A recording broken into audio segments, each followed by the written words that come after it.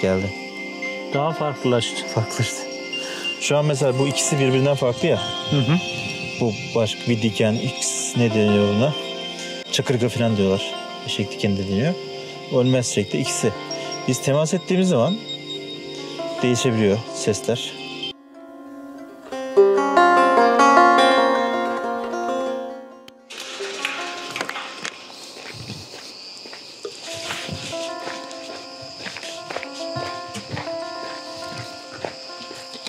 Merhaba hocam.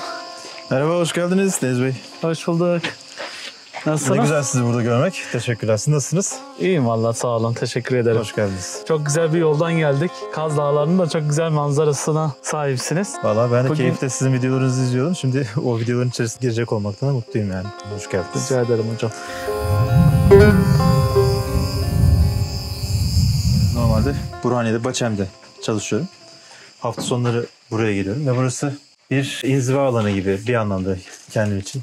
Evet hocam. İşte resetlendiğim yer diyebiliriz yani. Eski toprak. Eski toprak. Bir hikayesi var mı hocam? Yani aslında burası araziye geldiğim zaman bundan 5 sene önce filandı. Burada hiçbir etrafta şey yoktu. Çit yoktu. Herhangi bir tarımsal bir üretim yapılmamış hiç neredeyse yani. Sonra burayı alınca burası daha önceden hiç işlenmemiş ama çok eskiler işlemiş. Eski topraklar işlemiş. Eski toprak insanlar işlemişler burayı. Ondan sonra burası kalmış.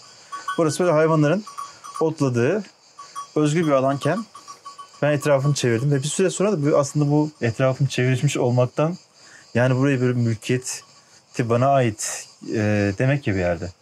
Ondan böyle hicap ettim kendimden.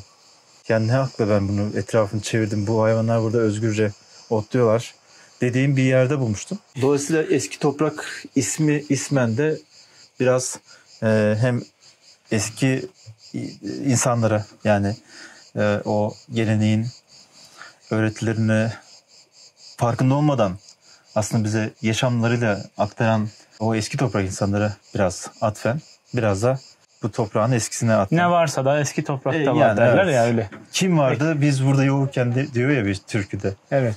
Biz burada yokken kim vardı? Biraz da onlara hitaben yani. Evet. Aslında. Bir de şey yazmışsın. Şükret, seyret, hayret diye bir sloganım var herhalde burada. Yok şu slogan değil ama benim kendimce böyle hayatta hayat felsefem diyebilirim yani. İnsan her anlamda iyiliğin kadrini şükür çivisiyle mıhlaması lazım denir ki ondan sonra şükredersen hayretli diyeceğin bir şeye doğru gidersin. Şükredersin. Sonra seyredersin ve hayretli bir oluşa şahitlik edersin gibi. Benim kendi hayattaki felsefe olarak temel aldığım şeyler. Buraya da şimdi Sahipler. geldik. Hakikaten böyle hayret ettiğimiz bir yer. Hı hı. Çünkü Kaz Dağları manzarası var. Hı hı. Eski ismiyle İda. Çok güzel bir yer. Burada neler yapıyorsun hocam? Öncelikle birazcık kendinden bahsederek. Hem şöyle gezelim mi? Olur be, gezelim biraz. Hem gezelim. Olur.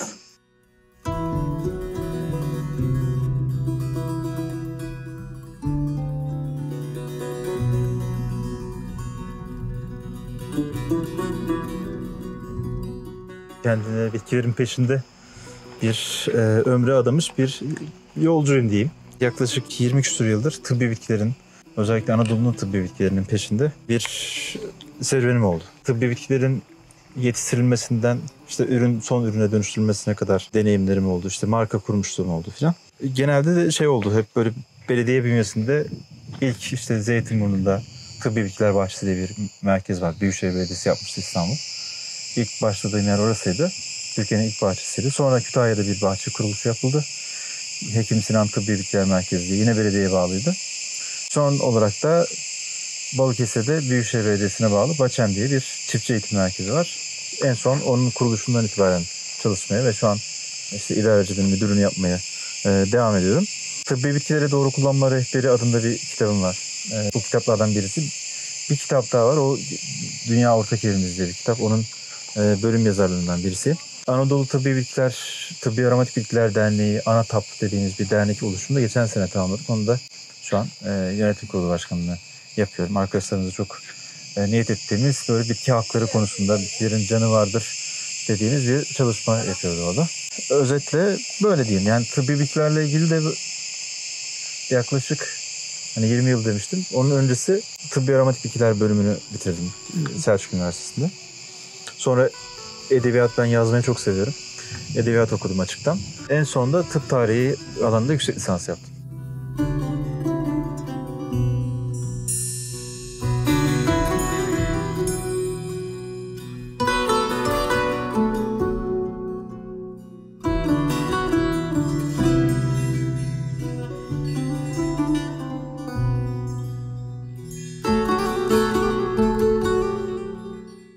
Bahçemen şu anda Türkiye'de yapmak istediği şeyler de çok farklı. Hani her sene festivalde düzenliyorsunuz. Tıbbi aromatik bitkilerle ilgili.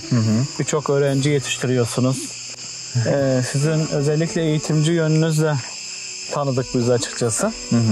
Yani bu Türkiye'deki tıbbi ve aromatik bitkilerle ilgili genel anlamda Türkiye ne durumda? Yani bu alandaki eğitim ne durumda? Bunlardan biraz bahsedebilir Tabii misiniz? bahsedelim. Türkiye florası çok zengin bir flora sahip. Evet. Yaklaşık işte 12.000 kadar tür var. Türkiye'de yetişen, Anadolu florasında yetişen. Birçoğu da böyle endemik yani. 3.500 tanesi endemik. 12.000 türden. Birçoğu aromatik olup tıbbi özellikleri de olan türler. Bunlarla ilgili biz böyle çok farkında değiliz. İlla böyle bir görüntüsü varsa, görünürlüğü varsa, yani kendini bir şekilde çiçeğiyle, belirginliğiyle gösterdiyse o zaman bir kıymet vermişiz ama ne bileyim Ayvalık'ta bizim plajda bizimle paylaşan bir bitki var mesela. Ayvalık çemeni denilen bir bitki var. Çok albenisi yok. Ona kıymet vermemişiz. Yani ona ehemmiyet vermemişiz. Anca onu keşfetmişiz mesela. Farkında değiliz. Oraya işte herhangi bir şey yaptığımız zaman plajda bir şezlong bile atsanız üzerine cana gidiverecek bir bitki. Birkaç tane sadece lokal bir yerde var. Bundan çok farkında değiliz. Bundan ben birkaç ay önce şeye gitmiştim. İsviçre'ye gitmiştim. İsviçre'nin endemik bitkilerine biraz da bakayım diye. Bir tane endemik bitkisi var. Çoğu kaynağa göre bir tane, bazı kaynakta 5 tane falan demiş ama bu bir tane bitki, endemik bitki dedikleri Edelweiss diye bir çiçek. Onu her yerde kullanmışlar. Uçak, havalimanına, hava yolu şirketine bile isim vermişler yani. Eczanelere gezmiştim orada. Bir eczanede güzel ürünleri satan mağazaları gezmiştim. İsviçre Herbal Kozmetik diye bir standart oluşturmuşlar. O standardı da ürünlerin hepsinin üzerine koymuşlar. Yani biz Anadolu'da bu kadar ürün zenginiyiz. Yani bitki zenginiyiz. Floramız çok zengin. Ama bu zenginliği maalesef nitelikli ürünlerle taşlandıramamışız. Bir kozmetik standardı, yani özellikle bitkisel kozmetik standardı oluşturamamışız. Anadolu bitkilerini merkeze alıp bundan bir markalaşmaya gidememişiz. İşte Kaz Dağları'ndayız şu an biz. Kaz Dağları'nda çok kıymetli endemik bitkiler var. Bunlardan birisi hikayesiyle de çok güçlü aslında. Kaz Dağı çayı ya da Sarı Kız çayı diye geçen bir bitki var. Mesela biz sadece bu bitkiyi alsak, bu bölgenin simgesi yapsak, bu bölgedeki hediyelik ürünlerden bir ürün olsa o Sarı Kız çayı, ama yerinden toplamayarak, onu yaşatarak, çoğaltarak yapsak gibi çok çalışılması gerekiyor. Kültür, yani bitkilerin yetiştiricilik faaliyetinin yapılırken de mutlaka bir son ürüne doğru gideceğimiz bir kurguyu yapmamız lazım, düşünmemiz lazım. Yani biz herhalde yetiştirilirken hepimiz aynı tedrisattan geçtik. Bize dediler ki siz işte 3. dünya ülkesisiniz. Gelişmekte olan ülkesiniz. Sürekli, yani şu yaşım oldu 44 benim. Hala işte benim oğlum Sadi okula gidiyor. Onu da ülkeyi sınıflandırırken gelişmekte olan ülke diye sınıflandırıyorlar. Hala yani kaç yıl olmuş? Hiçbir şey değişmemiş. Yani o sanki böyle oradan bir yere koyup onun üzerine koyulama şeyini kabul etmişiz gibi. Biraz da bizde yani suç değil mi hocam? Biz hani doğamıza gereken önemi vermiyoruz. İşte mesela Kaz Dağı'ndan bahsettiniz. 37 tane endemik bitkiden değil mi? 31 endemik var. 80 tane ülke endemiği olan türü var. Evet. Yani 31 tane burada endemik bitki var. Burada yetişiyor ama biz Kaz Dağı'na ne kadar önem gösteriyoruz? Ne kadar koruyoruz? Bu da sorgulanır bir şey. Uyuyoruz işte, altına uyuyoruz maalesef. Ben hatırlıyorum 2000'lerin başında ilk bu bölgeye gelmiştim. Sındırgılıyım ben. Bizim o tarafta deniz yok ve ilk denize 20'li yaşlarımda buraya gelmiştim. O zaman kilometrelerce şey vardı, zeytinlikler vardı. Yani o Akçay, Altınoluk'la Edremit arasında. Şimdi oraların hepsi mahalleler olmuş, yapılar olmuş. Bir sürü işte köylerin hepsi şehir mi, köy mü bilemediğimiz garip bir şeye bürünmüş. Kıymet verememişiz. Yani ne bitki, ne kıyısına kıymet vermişiz ne dağlarındaki bitkilere kıymet vermişiz. Aslında o bitkilere biz kıymet versek, yani üstündeki mesela sarı kız çayına kıymet versek, altınından daha fazla katma değer ülkeye kazandıracak bir potansiyeli var. Ben gerçekten bunu çok iddialı bir şey söylüyorum ama şu an bunun farkında olsak, buradaki çünkü özgün ya, başka bir yerde yok. Altın başka yerde var. Başka ülkede de var, başka bölgede de var. Ama sarı kız çayı sadece burada var. Tabii. Ya da Kaz Dağı Göknarı sadece burada var. Bu hikayeyi al buradan. Bu hikayeyi büyüt, besle. Bakanlıklarıyla, şununla bununla, Sağlık Bakanlığı'yla, Tarım Bakanlığı'yla, artık bu konulardaki STK'larla, yerel yönetimle bunu besle bu hikayeyi. Çok daha güçlü şey olacak. Bir de mitolojilere konu olmuş bir dağdan bahsediyoruz. Evet. İşte yeşilliğiyle, su kaynaklarıyla, oksijen değerleriyle çok önemli olan, çok değerli bir bölge aslında.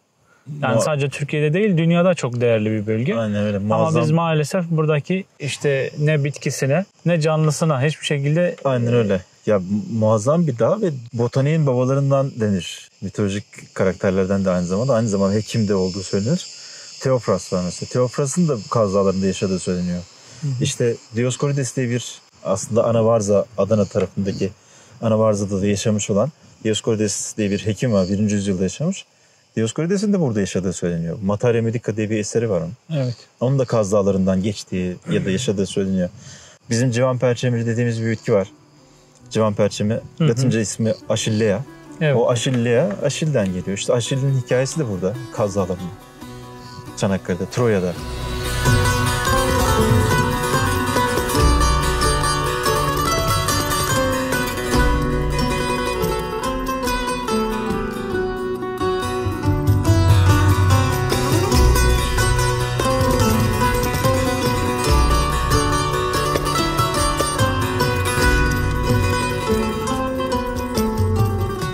Hocam peki bilmeyenler için biraz böyle Baçem'deki eğitimlerinizden de bahsedebilir misiniz? Mesela ne tür eğitimler veriyorsunuz? Böyle daha önce sizi duymayanlar için biraz kendinizden bahsedebilir misiniz? Tabii, yani Baçem'den bahsedeyim. Baçem 2015 yılında temeli atılan, 2018 yılına kadar da o işte genetik materyaliyle, ne yapacağıyla, hangi yoldan yürüyeceğiyle ilgili bir hazırlık süreci olan, 2018 Nisan ayı itibariyle de işte binasıyla, Ar-Ge altyapısıyla, laboratuvarlarıyla, tüm tefrişatıyla hazır kurulu bir şeye başlayan, 2018 Nisan'dan itibaren de dediğim gibi resmi çalışmalara başlamış bir kurum. İlk tıbbi aromatik bitkilerle ilgili çalışmalara başladık. Benim de alanım biraz ondan dolayı muhtemelen yoğunlaştı. Tıbbi aromatik bitkilerle ilgili eğitimlere başladık. O eğitimlerden önce biz hangi türleri burada yetiştirmeliyiz çalışmalarını zaten yapmıştık. Yani bir Ar-Ge yapmıştık. Hem Ar-Ge yapan, hem Ürge yapan, yani ürün geliştirme çalışması yapan ve bunların sonucunda da buradan elde ettiği bilgileri de eğitim faaliyetleriyle paylaşan diyeyim. Yani o bilgiyi paylaşan, bilgiyi yayan bir kurum oldu Baçem. Balıkesir Çiftçi Eğitim Merkezi kısa adı. Büyükşehir Belediyesi'ne bağlısınız. Evet, Balıkesir Büyükşehir Belediyesi'ne bağlıyız. Kırsal Hizmetler Daire Başkanlığı var. O daire başkanlığına bağlı bir şube müdürlüğüyüz. Dediğim gibi hem Ar-Ge, hem Ürge, hem de eğitim faaliyeti yapan ve markalaşmayı çok önemsiyoruz biz. Tarımsal girişimciliği çok önemsiyoruz. Bütün kurslarımızın tıbbi aromatik bitkilerden tutun da bahçıvanlığa, en son işte agroekolojik tarım kursu yaptık. Türkiye'de ilk defa kurumsal bir kurs yapılmış oldu bu anlamda. Bütün kursların ortak özelliği uygulamalı olması ve cesaretlendirmesi. Yani en sonunda yapabilirim ben bu işi. Bir fikri oluyor. Yani çok bilgiyle donanmayabilir ama o etkileşimle biz işte o girişimci odaklı eğitim kurgusu hazırladığımız için işte kamu kurumuyla ilgili kamu kurumlara geliyorlar, hangi destekleri verdiklerini anlatıyorlar. Daha önce kurslara gelmiş olanlar geliyorlar, hikayelerini anlatıyorlar. Biz böyle bir yoldan geçtik. Zorluydu ama şöyle de bir şey yapabildik falan diye. Birbirlerine ilham veriyorlar. Bunlardan sonra böyle buradan mezun olduktan sonra yaklaşık 6-7 başlıklı kurs veriyoruz. Kendi markalarını kuranların görünürlüklerini sağlayalım diye Aromaterapi Festivali diye bir festival yapmaya başladık. 2018'de yine temeli atılan bir festivalde o da. O festival şu an bu sene 6.sını yaptık. Uluslararası düzeyde oldu. Yani işte baktık biz yapay zeka farklı sorgulamalarla yönlendirme de olmasın diye başka adında aromaterapi festivali olan bir festival var mı diye sorduğumuzda zaten görememiştim. Bir de yapay zekadan bir meraktan bir sordum, bir baktım ve gerçekten dünyanın başka yerinde adı sadece aromaterapi festivali olan bir festival yok. Hem festival gibi eğlence tarafı var. Hem bizim kursiyerlerimizin markalarının görüntülerini sağladığımız bir aromaterapi çarşısı kuruyoruz. Hem de kongre tarafı gibi bilimsel ayağı da var. Hem de atölye çalışmaları var. Yani çok yönlü bir 4 günlük bir festival oluyor. 7 ülkeden 9 temsilci katıldı. Amerika'dan, İngiltere'den, Rusya'ya kadar. Bunlar çok önemli ama en çok önemsediğim şey bu festivalle ilgili. Yerel sahiplenmeye başladı. Artık biz yerelden stand başvurularını almıştık online. O yerelden başvuruları elemeye başladık. Yani o kadar çok talep var ki. Zeytin sektöründen çok talep var mesela. Bu sene zaten festivalle geldiğimde yani böyle organik tarıma hem zaten yönelen bir kitle var hem de birçok marka gördüm böyle. Çok, evet. Yani birçoğu aslında Bahçemin bünyesinden mi çıkmış bu? Birçoğu bizim kendi öğrencilerimizin oluşturduğu markalar ve çok özgün markalar. Gerçekten yani fuarlara falan katılıyorum ben de. İşte yurt dışındaki fuarlara da katılmaya çalışıyorum. Biraz daha böyle özgün, birbirine çok benzemeyen ürünler üreten, gerçekten çok birazcık dokunsan büyüme potansiyeli olan çok marka oluştu. Bir de en önemlisi yani hem bu topraklardan çıkan bitkilerle bu ürünlerini üretiyorlar hem de kimyasalsız. Kimyasalsız. Yani bizim kursiyerlerimizde şu an 7 bölgeden kursiyerimiz var. Evet. Yani Tunceli'den tutun da Rize'ye kadar, Artvin'den tutun da Antalya'sına kadar, Hakkari'ye kadar kursiyerimiz var. Yani her bölgede kursiyerimiz var. Dünyanın farklı yerlerinde de kursiyerlerimiz var. Ne güzel. Çok yani, güzel hocam. Gidiyorlar mesela kendi bölgelerine bir farkındalık oluşturuyorlar. Siz tanıyorsunuz. Tabii. Arkadaşımız aynı zamanda Tunceli'de. Evet, Senra arkadaşımız var mesela. O orada işte ölmez çiçek bitkisine Fatma ne diyorlar? Ana Fatma çiçeği diyorlar. Ana Fatma çiçeğini, bitkisini burada öyle bir şey var deyip o bölgeye mesela ışık tutan bir arkadaşımız var. Ben ondan şöyle bir ürün yapıyorum diye. Müthiş bir hikaye işte. Doğru. Ana Fatma bitkisini almış. Ana Fatma ismiyle de kreme dönüştürmüş. Katma değeri oradan oluşturmuş o hikayeden. Tabii. O özgünlükten. Bir de o coğrafyada çok bulunabilen, herkesin bildiği aslında eskiden toplayıp evlerinin işte kapılarının üstüne süs olarak astığı bir bitki. Atfediyorlar. O yüzden kapının üstünde o. Boşuna da kapının üstünde değil. Boşuna Ana Fatma değil. Yani şifacı ya Ana Fatma'da. Fatma Ana şifacı. Evet. Yani hikayeyi oradan kurunca ya diyorsun ki direkt ben ölmez çiçek kremi değil yani. Ben Ana Fatma kremi alacağım diyorsun yani. Niye Fransızların alayım ki? İmmortal kremini alayım.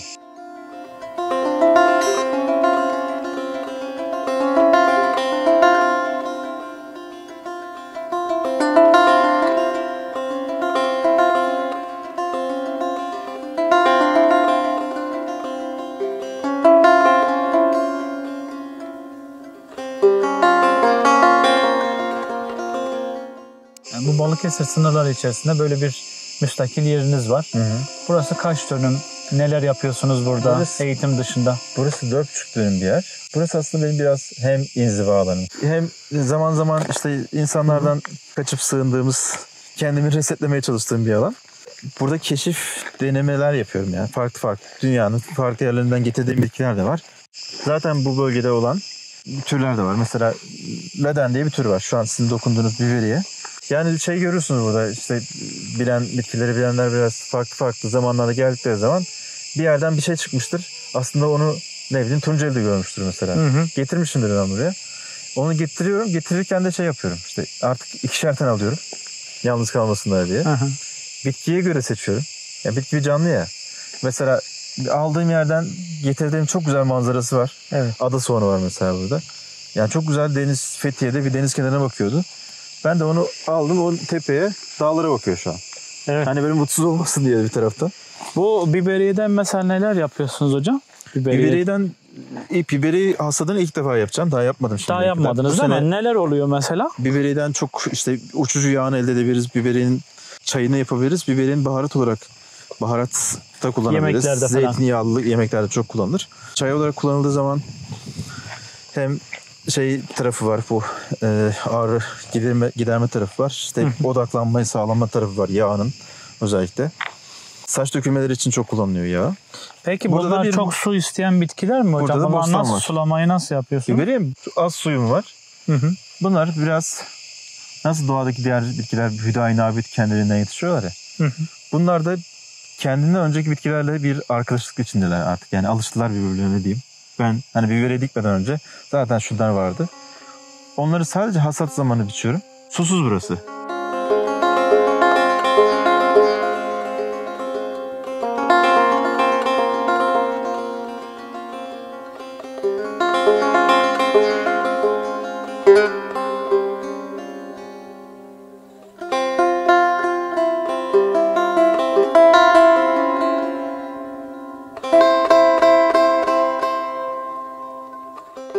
Evet, Şimdi bunlar ben ilk geldiğimde eritiyor. bu tarladaki bitkileri şey zannettim, lavanta zannettim.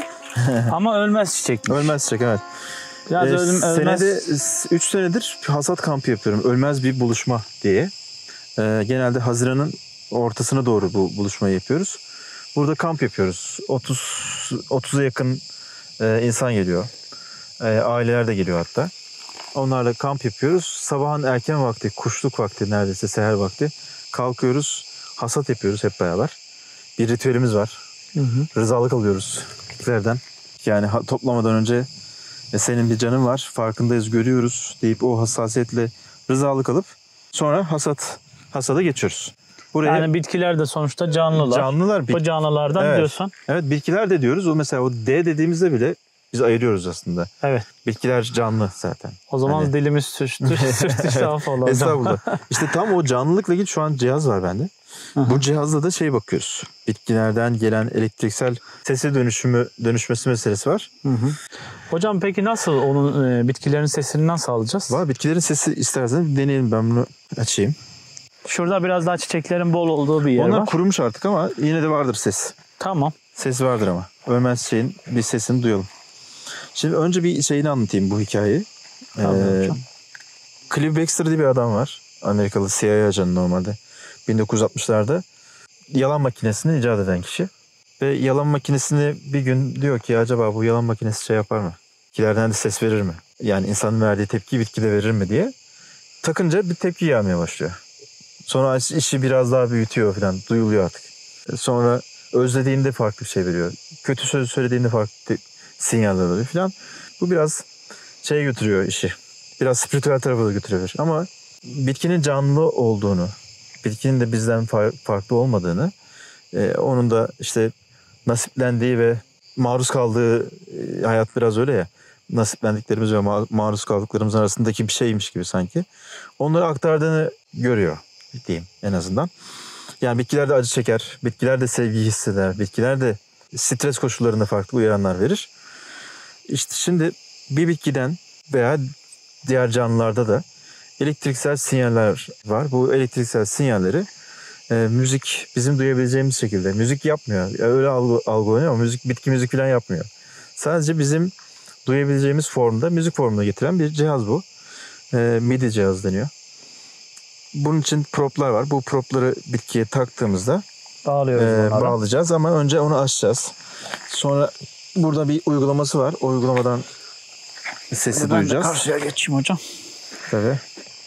Şunların yani şeylerine mi? Saplarına mı bağlıyoruz? Evet, propları şeyde takacağız. Hatta ilginç bir şey yapmıştım ben. Mesela bu ölmez çiçekle ne bileyim yanında başka bir bitki varsa deneyebiliriz birazdan. Başka bir bitki şurada var aslında. Onun arasında bir bağlantı var mı diye bakmıştım. Gerçekten hani bağlantının elektriksel sinyalin şey olması lazım ya, devrenin tamamlanması lazım ya. Aynı bitkiden alabiliriz. İki farklı birey bunlar mesela. Bu ayrı bir ölmez çiçek, bu ayrı bir ölmez çiçek. Ya da burada başka bir bitki olabilirdi. Bunların arasında bir bağlantı yok normalde. Kökleri temas da etmiyor. Evet. Toprağın iletkenliğiyle sanki geçiyor gibi. Bunlar onu da görüyoruz. Hani ikisinin arasındaki bir bağlantı var mı diye. Şuradan açıyoruz. Ben de heyecanlıyım. İlk defa böyle bir şeyle karşılaştım hocam. Sizinle birlikte deneyimlemiş olacağız. Bu arada uygulamadan mı bağlanıyorsun? Uygulamadan bağlandım. Evet, şöyle bir uygulama var. Uygulamadan bağlandım ve bunu şimdi sesini duyacağız. Sesimizi açayım. Şu bitkimizin bakalım.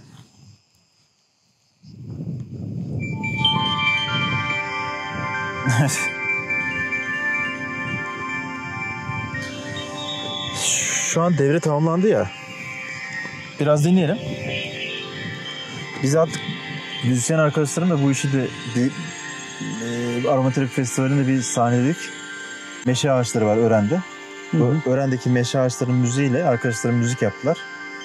Eşlik ettiler bu sese.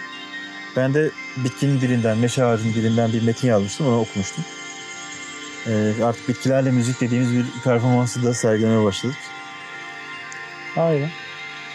Bu şimdi şeyden gelen bir ses. Mesela şeye bakalım. Herhangi bir kuru bir şeyden gelmeyecek mesela. Şurada bakalım. Şu artık gitmiş ya. Şimdi ses durdu. Dursun bir.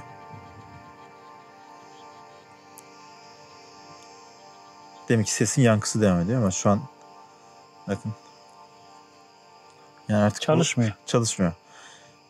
Şey yapıyorlar. Bu konuda Müzik farklılaşıyor mu hocam peki? Farklı farklılaşıyor. bitkilerde. Tabii görürüz isterseniz.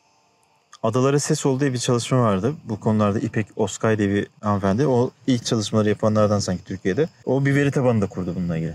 Şey diyorlar ekologlar ve onun da aktarımına göre. İşte orman yangınlarından sonra ağaçların oradan bir süre müdahale etmen deniyor ya. Yani o hala canlı olabilir. Canlılık var mı yok mu buradan da bakıyorlar. Yani şeyden ses geliyorsa hala canlılık vardı, dokunma o ağaca. Dokunmayın, kesmeyin diyor. Evet. Mesela biz şimdi ikisinin arasında bakalım. Bu ayrı bir birey. Şurada iki farklı yabancı bitki var. Tutayım isterseniz bir tanesini hocam. Şurada deneyeceğim. Şu bitkide şey farklı yani. Şurada bir diken var. Evet, mesela bu diken.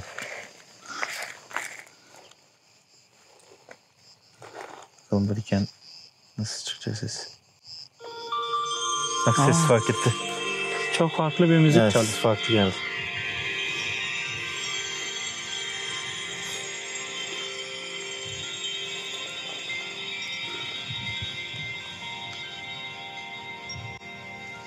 Vay be. Deminkinden çok farklı değil mi? Evet. Bitkilerin müziği. Bitkilerin müziği. Şimdi ikisinin şeyine bakalım. Bir daha deneyeceğim. Bakalım gelecek mi? Evet, geldi. Daha farklılaştı. Farklılaştı. Şu an mesela bu ikisi birbirinden farklı ya. Hı hı. Bu başka bir diken. X ne deniyor buna? Çakırga falan diyorlar. Eşek dikeni de deniyor. Ölmez çiçekte ikisi. Biz temas ettiğimiz zaman değişebiliyor sesler. Ha, biz bitkiye Çünkü dokundukça bizden de bir şey sinyal geliyor, elektriksel akım. Evet. O da devreye girince ses değişebiliyor. Bunu mantarlardan işte hayvanlara kadar birçok şeyde alabiliyoruz bu sesleri. evet. Bu konuda şimdi bilim insanları çalışıyorlar. Bitki nörobiyolojisi diye bir alan var. Bitkilerin canı meselesine epey bir takık bir şekilde o akılla algılayabileceğimiz bir şeye getiriyorlar. Çalışmalar yapıyorlar diyeyim yani. Siz Tuncelilisiniz mesela. Evet hocam. Ve hani sizin orada doğadaki birçok şeyin işte ağacın da hatta taşın da canı var. Suyun da canı var gibi bir şey var orada. Müthiş bir saygı var. Bizim tekrar bu doğa korumak için... Doğa biraz kutsalmış. Kutsal. Evet. Gerçekten de kutsal zaten. Evet. Yani o kavrayışı tekrar kazanmamız lazım sanki. Anadolu irfanı dersiniz. Evet. Onu tekrar kazanıp bizim doğayı bizim hizmetimizde gibi bir yerden çıkarmamız lazım ki. Bu ölmez çiçek de bizim o mesela doğuda çok var hocam. Hı. Burada da var mıydı yoksa siz alıp bir yerden getirip çoğalttınız mı? Ben diktim tabii. O Fransızların kozmetik şeyi. Ben de buradan bir marka oluşturmayı düşünüyorum. Şu anda mesela bu hasat ettiniz ya ölmez çiçeği. Neler yaptınız hocam? Ölmez çiçekten şu an benim elimde sadece hidrosol. Hı. Yani bunun suyu ve uçucu yağı var. Evet. Buradan bir kozmetik markasına dönüştürmeyi düşünüyorum şu an. Kozmetik onunla ilgili bir şeydeyim, hazırlık içindeyim şu an. Yani markalaşma yoluna gideceksiniz. Evet, markalaşma yoluna gideceğim aynen. Şurada ada çayları var. Ben size ada çayı vereyim. Ada çayları şuradaymış. Evet, hocam. vereyim hatta isterseniz. Peki böyle planlarınız var mı hocam? Şunu yapacağız, bunu yapacağız diye. Hani var. Yani önümüzdeki süreçte şey yapmayı düşünüyoruz. Yani bu zaten yapılan işler bunlar devamlı olsun dilerim. Festival gibi. Önümüzdeki süreçte kendimle ilgili iki farklı marka ile ilgili hazırlık var. Bir de tıbbi aromatik bitkiler konusunda bir fuar düşünüyoruz. Yeter. İstanbul'da falan düzenleyeceğimiz bir fuar düzenliyoruz tıbbi aromatik bitkilerle ilgili. Bunun da aroması çok farklıydı ama. Tabii. Burada çünkü burada hiçbir müdahale yok. Müdahale olmadığı için herhalde. Evet. Hiç müdahale yok. Daha keskin koku. Aynen öyle, çok yoğundur. Evet. Aroması çok yoğun.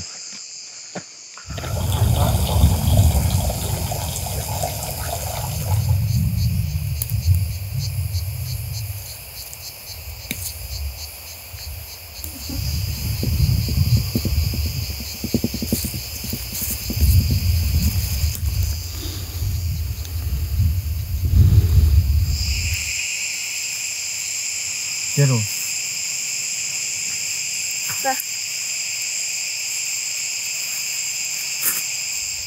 Büyümesini bekleyen toplayan mı?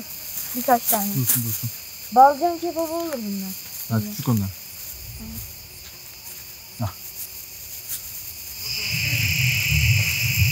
Kırmızı domates. Bunlar bayağı büyük. Domates de Gübreleri olmuş ama mi? olgunlar sonuçta. Evet. Aa buldum. Baba. Buldum salatalık. Buldun mu? Oo. Bitkilerle aran nasıl? İyi. En çok hangi bitkiyi seviyorsun mesela? En çok hangi bitkiyi seviyorum? Ada çayı. Kekik olabilir ya. Kekik Kekiği mi? sever, Oo, içmeyi de zaten sever. Kaz Dağları'nda kekiği meşhur değil mi Evet, hocam? evet. En çok da kekik topluyor insanlar. Sade'nin şeyde yani konuşmaya başlarken ilk kullandığı kelime çiçek. Çiçek mi? Bayağı konuşmaya, normal Yani konuşmaya anne baba söylemeden çiçek mi Tabii, dedi? tabii. çiçek. Direkt Çiçek dedi yani. söylemiştim ben. Bayağı konuşuyordu bitkilerle. Yani Oo, çok konuşmaya başlamadan o bebekçe konuşmalarda bitkilerle konuşuyordu. Ne güzel. Taşlara çok ilgili. Yani biraz kendisi şu an heyecanlandı. Evet. Değil mi? Olur. Sade şu an geldiğimizden beridir şey yapıyor yani zaten sulama yapıyor. Bitkilere bakıyor, suluyor onları hani. Çok sever. Evet. Şu anda da. Kendi ektiği şeyler de var. Beraber ektiğimiz bir sürü tür var. Burada bir havuza bakalım mı hocam? Tabii bakalım. Havuza bakalım. Hem Sade de bize Sade bize tanıtsın. göstersin bana. Sade bize neler yapıyorsun böyle biraz gösterebilir Aha, misin? şurada bir şey yapmış. Burada ne yaptı Sade? O sudan çiçeksiz havuzu kapat. Ha.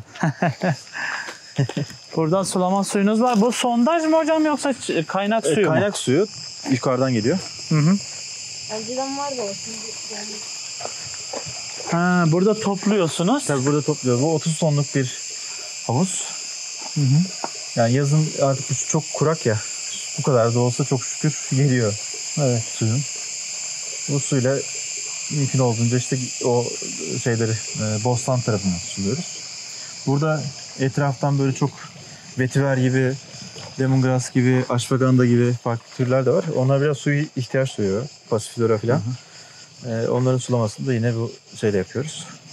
Hocam buradan sizi böyle izleyen gençlere özellikle hani kırsala taşınmak isteyen insanlara tavsiyeleriniz, önerileriniz neler olabilir? Mesela hani siz bu dersler neticesinde bir sürü kişiye eğitim verdiniz ve eğitimler sonucunda birçok kişi çıktı. Markasını kurdu, işini kurdu. Buradan sizi izleyen özellikle şehirden kırsala göç etmek isteyen gençlere neler söylemek istersiniz? Yani öncelikle çok romantize ediliyor ya. Evet bir taraftan doğa gerçekten kendi içinde zaten romantik bir şey. Doğada olmak. Ama şey de değil. O biraz da daha sert de bir alan. Yani onu bilmemiz lazım. Eğer taşınacaklarsa önce o bölgeyi iyi araştırmaları lazım. İşte ne bileyim işte oranın köylülerini iyi bilmeleri lazım. İşte çalışkanlıklarını duymaları lazım. Onun için bir yere almadan, taşınmadan bir sene falan bir nasıl diyeyim istihbare gibi bir çalışma yapmaları lazım. Sonra bir şey yapacaklarsa da o özgünlük taklit değil de hani bir başka bir markayı taklit etmek gibi değil. Acaba burada nasıl bir özgün değer üretebilirim deyip kendiliğini yaratmış bir şey yapmaları lazım. Sanki marka yapmaları lazım. Yani o yeri iyi tanımaları lazım. O yerin potansiyelini görüp sonra işte bir şey markaya gidecekse öyle bir şey yapabilir. Taklit ederse kaybolup gider. Yani bu bizim aromatik bitkilerle ilgili çok fazla marka kuruldu böyle. Hepsi birçoğu birbirinin taklidi oluyor ama içinden fikren ve markanın konumlandırması ve sunumuyla özgün bir yerde olduğunu görebildiklerimiz ilerliyorlar. Evet. Siz Balıkesirlisiniz. Aslında bu topraklarda doğdunuz, büyüdünüz. Burada da gerçekten yani Balıkesir yerelinden tüm Türkiye'ye, dünyaya açılan bir festival programı düzenliyorsunuz. Eğitim programınız var. Gerçekten bu anlamda sizi takdir ediyorum. Çok teşekkür ederim. Sizi de yakından takip ediyoruz zaten. Çok teşekkür ederim Deniz Bey. Ben de bu vesileyle sizinle tanışmış oldum. Bundan sonra inşallah beraber Tabii. daha fazla programlar yaparız. Beraber bizim çalışmalarımıza katılırsınız. Derneğimize özellikle gelmenizi çok isterim. İnşallah hocam, Teşekkür bakalım. ederiz. Bundan sonra sürekli bir arada olacağız, görüşeceğiz. Benim sormadığım, sizin söylemek istediğiniz bir şey var mı? Yani kişisel adresini sordunuz ama bir de bizim derneğimiz var. Benim ismim Anadolu Tıbbi Aromatik Bitkiler Derneği. ANATAP diye geçiyor. Evet. Instagram hesabı ANATAP'lar. Web sitesi de anatap.org. Orada da dernekle ilgili çalışmalarımızı görebilir Tamam. izleyicilerimiz. Teşekkür ederim hocam. Teşekkür ederim. Çok sağ olun. sağ Verdiğiniz olun. bilgiler için sağ olun Çok hocam. teşekkürler. Sağ olun. Görüşürüz.